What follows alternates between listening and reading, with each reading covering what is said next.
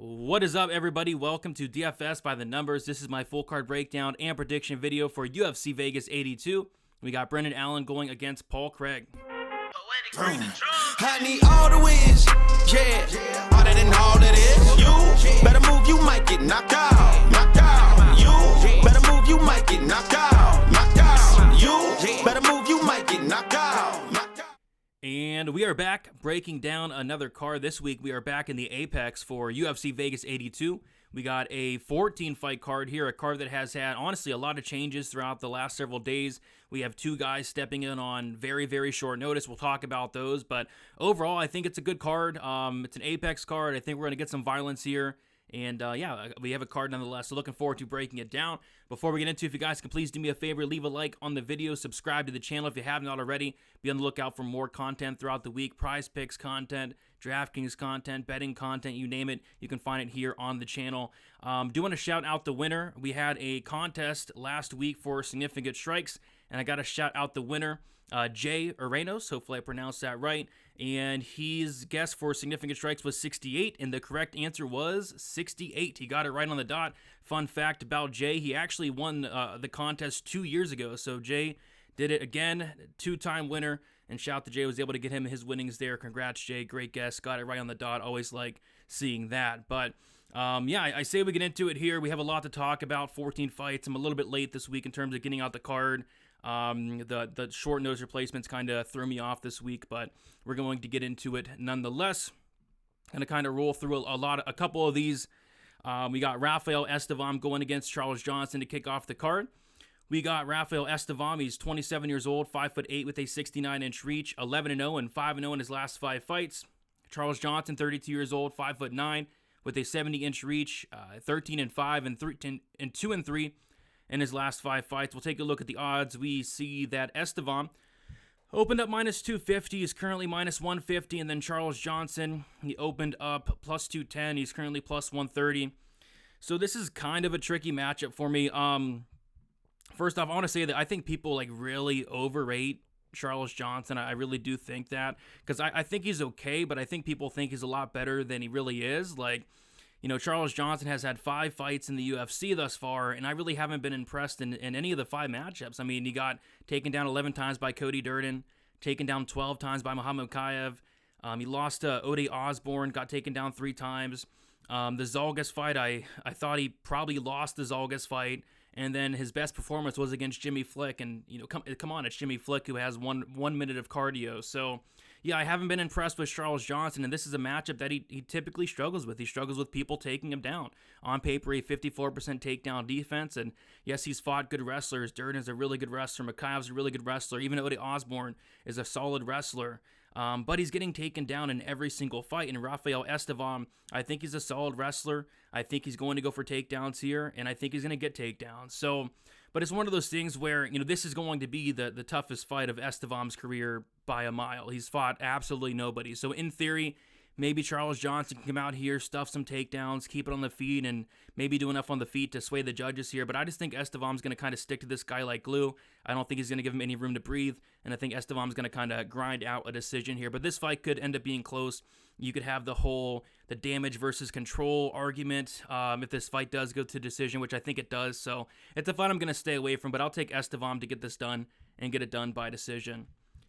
Moving on, we got Nicholas Mota going against Trey Ogden.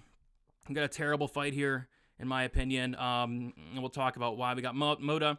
He's 30 years old, 5'9", with a 70.5-inch reach, 13-5, and 3-2 in his last 5 fights. Trey Ogden, 34 years old, 5'11", with a 72-inch reach, 16-6, and 3-2 in his last 5 fights. We'll take a look at the odds. We see that Mota opened up minus 225, currently minus 130. Trey Ogden opened up plus 190, currently plus 110. And like I said, I think this fight's going to suck, and I think that's because Trey Ogden is in the fight. Trey Ogden I don't know what it is with this guy. I mean, this guy outside the UFC, he's a grappler. He's getting fights down the mat. He's getting submissions. But inside the UFC, he's kind of a point striker, and it's looking like he's going in there trying not to lose. He's going in there trying to not take any damage, and that game plan actually worked against Daniel Zellhuber, but in his last fight against Ignacio Bahamondes, he kind of went in there and it looked like he didn't want to be in there. Like every time, and even against Jordan Levett, like against Jordan Levett, you would think in theory Trey Ogden would have the striking advantage, and that wasn't the case. Jordan Levett outstruck this guy, across 3 rounds. So I'm not really sure what Ogden's doing here in terms of, the game plan. Like, what is the game plan of Trey Ogden other than going in there, trying to take no damage, going in there not wanting to fight? That's kind of what it looks like. I mean, that performance against Ignacio Bahamondes was atrocious.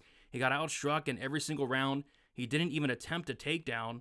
So, yeah, I don't think the game planning of Trey Ogden's good. And then he's going against Nicholas Mota, who gets knocked out every single fight. I mean, this guy's chin is very questionable. The thing that makes this fight so interesting, though, is Trey Ogden has 0 knockout wins in 22 fights. So if Trey Ogden knocks out Nicholas Mota, it'll be unbelievable. But I don't think that's the case. I think this fight's going to be very boring. I don't think a lot's going to happen. I think Trey Ogden's going to do everything in his power not to fight Nicholas Mota, because if Trey Ogden fights this guy, I think Mota knocks him out. But I think Trey Ogden's going to be running around, not engaging. But I think Mota's going to land a couple big shots here to sway the judges. I think it's going to be one of those fights where it looks like Nicholas Mota wants to be there, and it looks like Trey Ogden does not want to be there, and I think that should probably sway the judges. But I think this fight's going to be terrible, and I hate this fight. I mean, I think they could have done a lot better in terms of, giving Nicholas Mota somebody that's going to actually fight him. So I'm going to take Mota to win this fight by decision, but not a ton of interest in this fight, to be honest. Moving on, we got Eileen Perez going against Lucy Pudova. We got Perez minus 180, Pudova plus 155, and it looks like it was actually Pudova that opened up the favorite at minus 160, and Perez opened up plus 140. So this line has flipped, and it's gone in favor of Eileen Perez, who is 29 years old, 5'5" with a 66-inch reach. She's 8-2 and 3-2 in her last 5 fights. Pudova, 29 years old, 5'8" with a 67.5-inch reach. 14-8 and 3-2 in her last 5 fights. Another fight where, I not really looking forward to it, but what I found to be very hilarious actually was after Perez's last win against Ashley Evans-Smith, which it is what it is. I mean, it was a good win. She looked really good, but I think it was more due to Ashley Evans-Smith just looking completely checked out. But she went out there, she took down Ashley Evans-Smith 10 times. It was a really awesome performance. And then after that, Eileen Perez, she actually changed her nickname from Fiona, which that's what it used to be, to now Nurmagomedov. And I'm not joking. Check Tapology. Her nickname is literally Nurmagomedov, which I just find hilarious. But maybe she earned it getting 10 takedowns. But like I said, it was Ashley Evans-Smith. I don't know. I like Perez here to win the fight. I think she's a bully. She's going to come forward. She's very physically strong. She's going to push you against the cage. She's going to take you down. She's relentless. Obviously, on the feet, Lucy Pudova is going to have the better striking. It's just one of those fights where I feel like Eileen Perez isn't going to let her breathe. She's going to hold her against the cage. She's going to take her down. And that's something that Pudova struggled with in the past. We've seen her taken down. We've seen her controlled. So, yeah, I think Perez goes out there and implements that wrestling-heavy game plan, wins a grinding-based decision. So, yeah, I think the odds flip is correct. I think Perez should be the favorite, especially with that Nurmagomedov nickname change. I do like that. So, yeah, give me Eileen Nurmagomedov Perez to get this job done by decision. Moving on, we got Lucas Alexander going against Jekka Seregi. We got Lucas Alexander, 28 years old, 5'11", with a 73-inch reach, 8-3 and 4-1 in his last 5 fights. Jekka Seregi, he's 28 years old, 5'8", with a 69-inch reach, 13-3 and 4-1 in his last 5 fights. We'll take a look at the odds here. Lucas Alexander, one of the biggest favorites on the card. He opened at minus 150, currently minus 510. Jekka Seregi opened up plus 130. He's currently plus 395. I think a lot of that has to do with Jekka Seregi going out there and looking terrible against Anshul Jubli, and then Jubli going out there and getting upset by Mike Breeden, who Breeden's now cut. So, I think people are very, very low on Jekka Seregi, which, it's somewhat understandable. I don't know, but I went back and watched Jekka's fights. He's very dangerous. He has a lot of power. The majority of his wins do come by finish here. So, yeah, he's a dangerous guy, but he's not fought the best competition. The best guy he's probably fought was Anshul Jubli, and he got dominated. The fight really wasn't that close. He looked terrible. Just wasn't a really good look. And now he's taken on Lucas Alexander, who Alexander looks to be the real deal. The one thing with Alexander, the thing he struggled with, like when he loses, it's by submission. All 3 of Alexander's losses come by submission. Jekka's not going to wrestle. He's not going to grapple. Jekka does have a couple subs, but against like the lowest level of competition imaginable. Yeah, Jekka's not going to wrestle this guy. So Alexander's going to get the fight he wants, which is a fight that takes place on the feet. And on the feet, Lucas Alexander should be the much better striker. I think he has more tools in the toolbox. I love the kicks of Alexander. He has some of the heaviest kicks I've seen in the division. I remember he broke somebody's arm. He kicked his arm so hard. I forget the dude's name, but he fought in the UFC before. So yeah, I think Alexander's going to kind of break this guy down, wear on him a little bit, and get like an attritional TKO, potentially even like a leg kick TKO. I mean, this guy's leg kicks are nasty. So I'm going to take Lucas Alexander to win this fight by third round knockout. Jekka's going to be dangerous early, but Lucas Alexander's never been knocked out. So Alexander for me, and Alexander third round knockout. All right, next we got heavyweight fight here. Mick Parkin going against Kyle Machado. We got Mick Parkin, 28 years old, 6'4", with a 79-inch reach, 7-0, and 5-0 in his last 5 fights. Kyle Machado, 29 years old, 6'4", with a 78-inch reach, 8-1, and 5-0 in his last 5 fights. We'll take a look at the odds here. We have Mick Parkin open up minus 225. He's currently minus 330. Kyle Machado opened up plus 190. He is currently plus 270. Another fight that I'm not too excited for, a heavyweight fight that I do think probably goes 15 minutes. Mick Parkin's debut, he was an underdog against Jamal Pogues. I actually picked him in that fight, and I didn't have a ton of confidence because there was not a lot of footage out there of Parkin, and the footage that we did have, he was fighting complete nobody, so it was kind of hard to be, confident in him. But yeah, he went out there as an underdog and outlanded Jamal Pogues across 3 rounds, basically 3-1. It was a good performance, but it did leave a little bit to be desired in terms of there wasn't much finishing ability shown in that fight. It didn't look like he was trying to go out there, get the finish. He kind of was content to stay on the outside and point fight, and he did, and he had success doing it, so fair play to him. He got the win, but it wasn't the most exciting fight, and I don't think this fight's going to be the most exciting fight as well. I actually see this fight playing out a lot like the Jamal Pogues fight. I think this fight plays out on the feet for 15 minutes.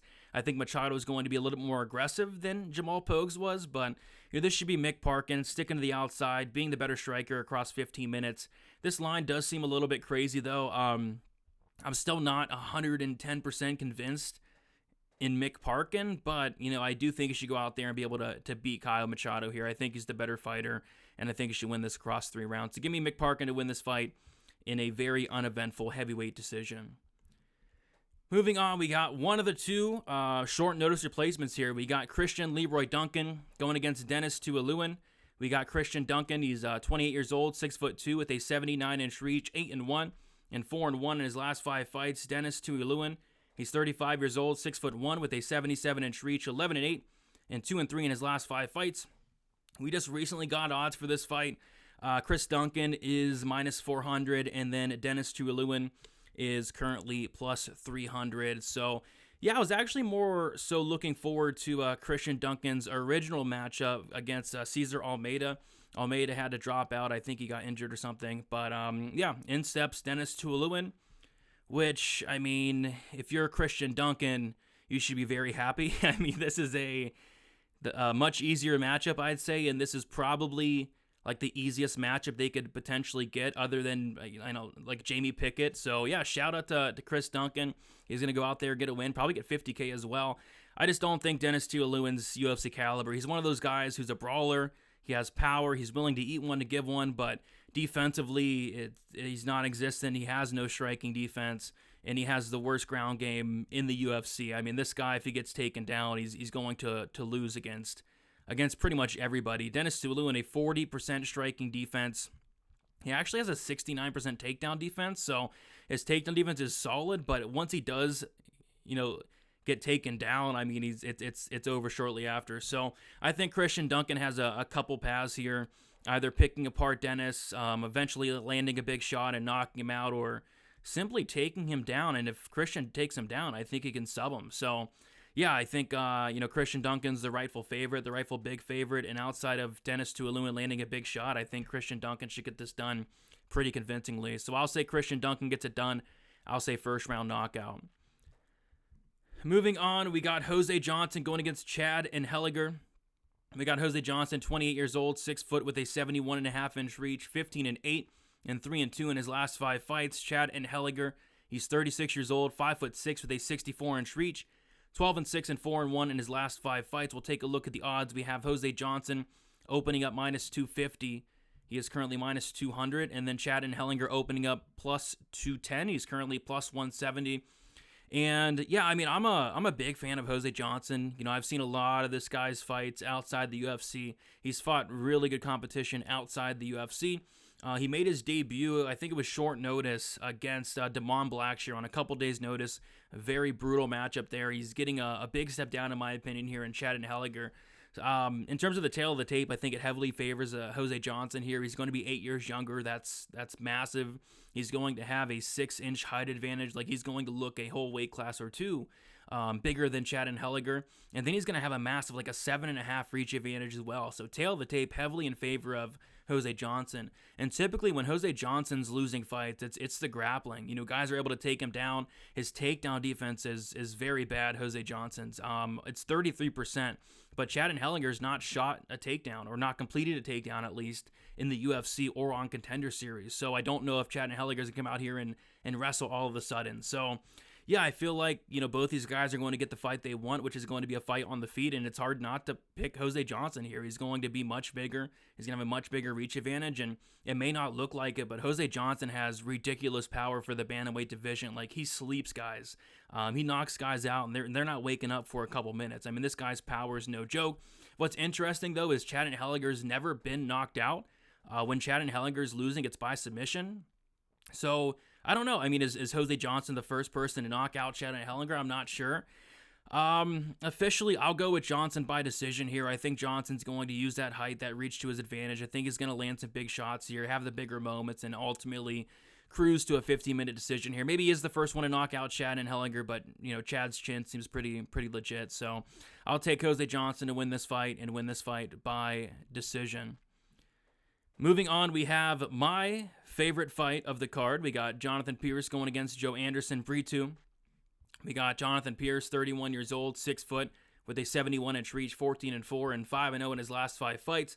Joe Anderson Breu, he's 28 years old, 5'8", with a 72-inch reach, 15-3-1, and 4-1 in his last 5 fights. We'll take a look at the odds here. We see that Jonathan Pierce is a favorite. He opened up as a -110 pick'em, currently -125. Joe Anderson Breu opened up a -110 pick'em, currently +105. And I feel like this fight can play out, you know, in a couple different ways. I feel like the first way this fight could play out is, you know, Joe Anderson Breu, super dangerous guy, a ton of power.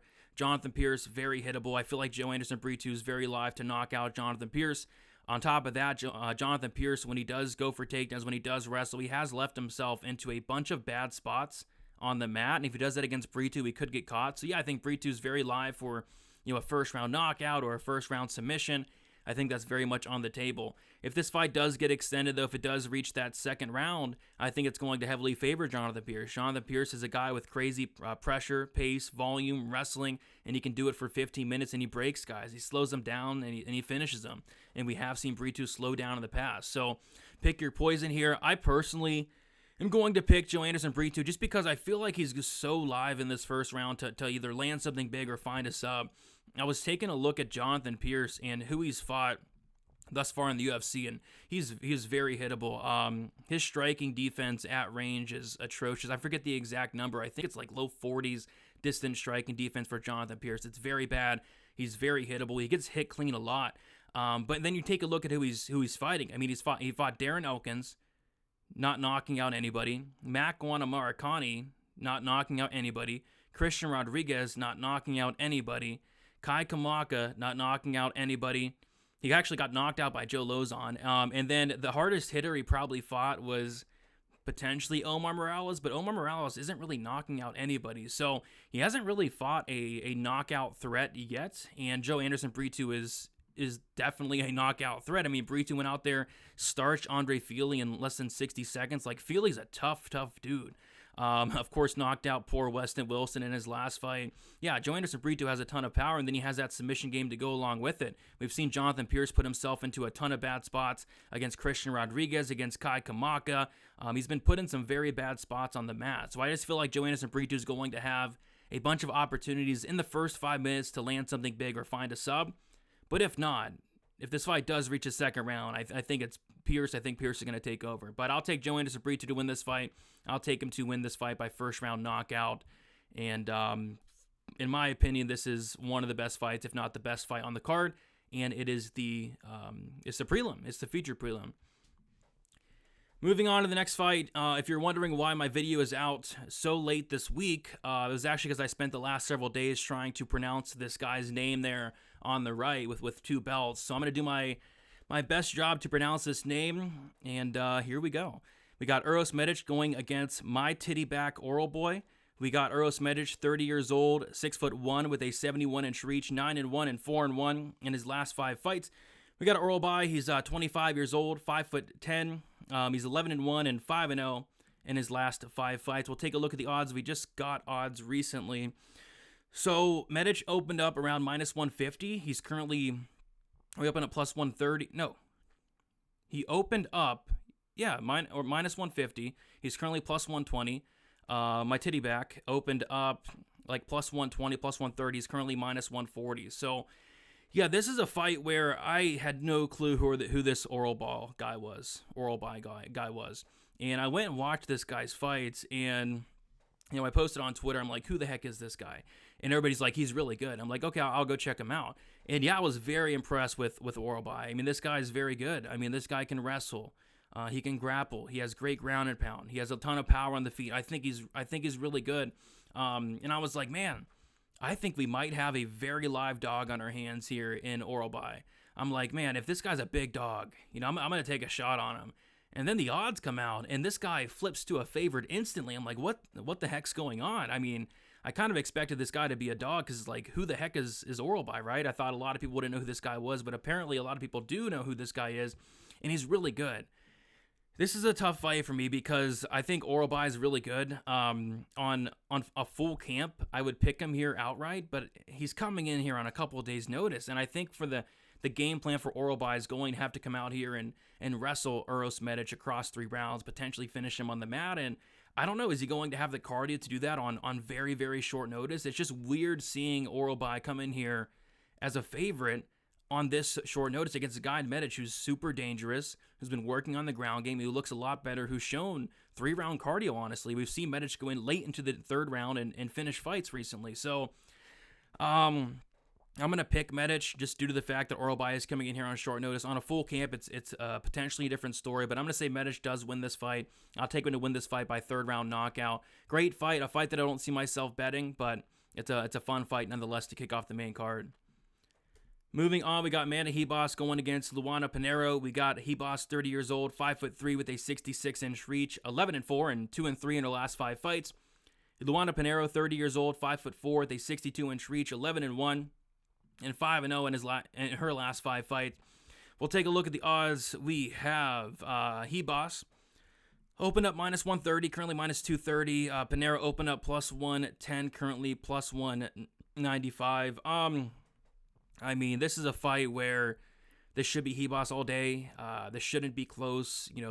There's no doubt in my mind who the more talented fighter is. But the problem with Amanda Heos is she's the chinniest WMA fighter on the roster. I mean, she's like the Malcolm Gordon of the strawweight division. I mean, it's terrible. I mean, her chin's very bad. She's been dropped so many times in the UFC. She's been knocked out way more than she really should in terms of being a strawweight, right?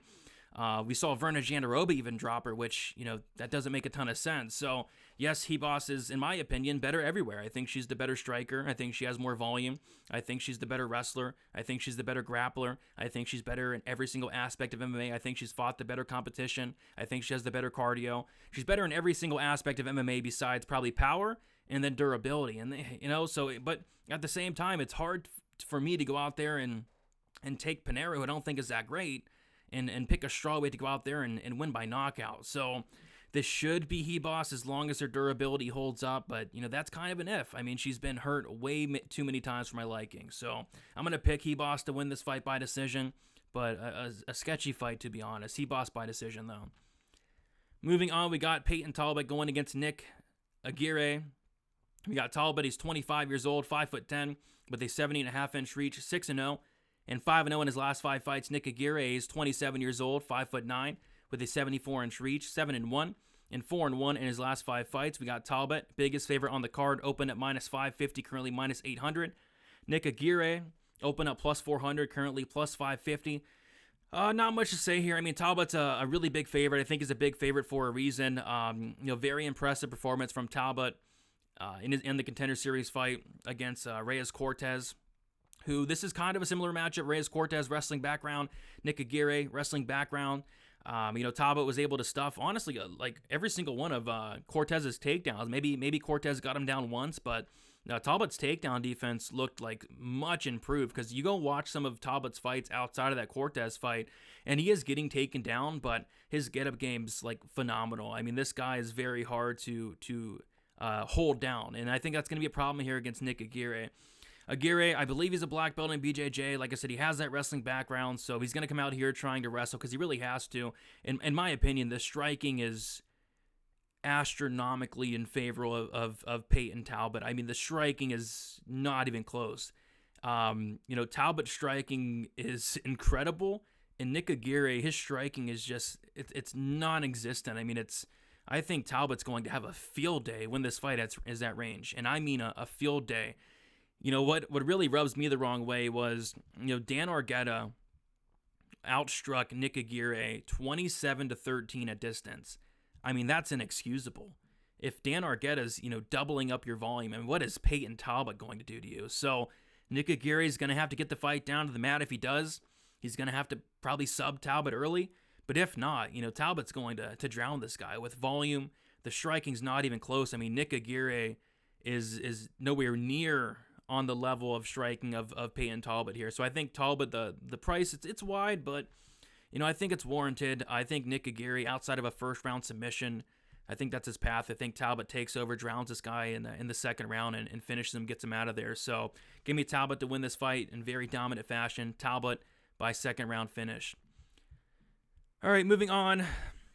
We have Chase Hooper going against Jordan Levett. We got Chase Hooper, 24 years old, 6'1", with a 74-inch reach, 12-3, and 3-2 in his last 5 fights. Jordan Levett, 28 years old, 5'9", with a 71-inch reach, 11-2, and 3-2 in his last 5 fights. Chase Hooper opened up minus 210, currently minus 200. Jordan Levett opened up plus 180, currently plus 170, which I'm actually shocked the line hasn't moved more, because I see like everybody on Jordan Levett. Like, and I mean everybody, which, originally I'm like, I could maybe get behind it because Chase Hooper shouldn't be this big of a favorite against anybody, but I actually like Chase Hooper a decent amount here. Chase Hooper, I think, is finally starting to put it all together. He looked really good in his last performance against against Fiore. Against Fiore, he went out there and landed 149 strikes against the guy. And then he had that loss against Steve Garcia, but Steve Garcia has a ton of power, which I don't think that's going to be the case here against Levett. But the performance before that against Felipe Calores, he went out there, he set an incredible pace, and that's what Hooper's been doing recently. He's been going out there, he's been setting just an incredible pace that guys just can't seem to keep up with. Chase Hooper went out there, he finished Felipe Calores, who's super tough, and then he went out there and he almost finished Nick Fiore on like 20 different occasions. It was a great performance there. Now he's taking on Jordan Levett, who, I don't know, I feel like these guys are kind of similar. They both don't have the best striking. They both are good grapplers. I think, Levett probably has the better wrestling. I think Levett's striking's actually solid, but, I think the big difference here is the cardio. Chase Hooper has incredible cardio, and like I said, he's pushing that pace recently, and we've seen Levett slow down in a couple fights, most notably that Claudio Poyas fight. Horrible look, in my opinion. Jordan Levett, I think, won the first round, but in the second round, Claudio Poyas got him down, and Jordan Levett just had nothing left in the tank in that second round. Third round, same thing. Poyas controlled Levett for almost 5 minutes of that round, 4 minutes and 37 seconds. So, I think Chase Hooper's going to push such a pace here that Levett's just not going to be able to keep up with. I think Hooper's super dangerous as well. He's a black belt, obviously. His ground and pound's not bad, and I see Chase Hooper breaking Jordan Levett here. I think Chase Hooper can set a pace that Levett's not going to be able to keep up with, and I think Hooper gets Levett out of there late in that third round. So give me Chase Hooper to win this fight. I'll take him to win this fight by third round. TKO should be a very fun fight here. Co-main event, we got Michael Morales going against Jake Matthews. We got Michael Morales, 24 years old, 6 foot with a 79-inch reach, 15-0, 5-0 in his last 5 fights. Jake Matthews, 29 years old, 5'11", with a 72-inch reach, 19-6, and 3-2 in his last 5 fights. We'll take a look at the odds. Michael Morales opened up minus 300, currently minus 310. Jake Matthews opened up plus 250, currently plus 260. And yeah, I think it's a solid spot here for Michael Morales for a couple different reasons. I was actually taking a look through Jake Matthews's UFC resume, right? And I was looking at the wins, and these wins are like awful, like just terrible wins. Guys like Darius Flowers, who he's not cut yet because they just signed him, but he will probably be cut soon. Andre Fiala, who just got cut. Diego Sanchez, I think that was Diego Sanchez's last fight in the UFC. Mil Meek, who got cut. Rostam Akhman, who got cut. I think Akhman was that guy with the hairiest body that was in UFC history. I mean, just the hairiest man ever. And then, I'm looking through his record. I think the best win for Jake Matthews is probably like the Leech back in 2018. So yeah, if he goes out here and beats Morales, pulls off the upset, this is going to be the best win of Jake Matthews' career. And I don't think Jake Matthews is bad, nothing like that. I just think it's kind of a tough matchup for him. Morales is going to be 5 years younger. He's going to have a 1-inch height advantage. And this is key. He's going to have like a massive, like a 7-inch reach advantage here against Jake Matthews. I don't think Jake Matthews is going to be able to complete takedowns here. I don't think Matthews has the best wrestling in general. And then on top of that, Morales has like a 92% takedown defense. And then I think the big difference here on the feet is going to be, for one, that reach, which I think is huge. 2, the volume of Morales. Morales, much higher volume than Jake Matthews. And then 3, the power. Mike Morales has a ton of power, and that's kind of something Jake Matthews has struggled with, getting knocked down. Matthews is tough to like knock out and finish whatever, but Matthews does get knocked down quite a bit. Most recently that Semmelsberger fight got knocked out in every single round of that fight, and I think Morales hits very, very hard. So yeah, it's hard not to pick Morales here. I'm going to take Morales to win this fight by decision. I think the power, the reach, the size is going to be the difference here, and the strength as well. So I like Morales by decision. Moving on, we got Brendan Allen going against Paul Craig. I did do a main event deep dive. If you guys want to check that out, it's on the channel. But yeah, we got Brendan Allen. He's 27 years old, 6'2", with a 75-inch reach, 22-5, and 5-0 in his last 5 fights. Paul Craig, 35 years old, 6'3", with a 76-inch reach, 17-6-1, and 3-2 in his last 5 fights. We'll take a look at the odds here. Brendan Allen opened up minus 350, currently minus 430. Paul Craig opened up plus 285, currently plus 330. And yeah, I think these odds are silly, just because a couple reasons. The first reason is, should Brendan Allen win this fight? Yes. It's hard to really ever pick Paul Craig in a lot of these fights. Like, Paul Craig has a ton of UFC fights. He's been the underdog in I think every single fight but one. The one fight where he was not an underdog, I think it was the Shogun rematch, and then I think he was a pick'em against like Vinicius Moreira. But outside of that, Paul Craig's always the underdog, and the reason that is because his path to victory, more often than not, is pulling guard and catching something off his back, which it's hard to pick a guy like that, but he does it. He does it a ton, and he's done it a ton. And Paul Craig cut down to middleweight in his last fight against Andre Muniz, and that was the best performance we've ever seen out of Paul Craig. Got that vicious TKO. So yeah, it's hard to always count out Paul Craig. He's super dangerous, and on top of that, it's hard to trust Brendan Allen.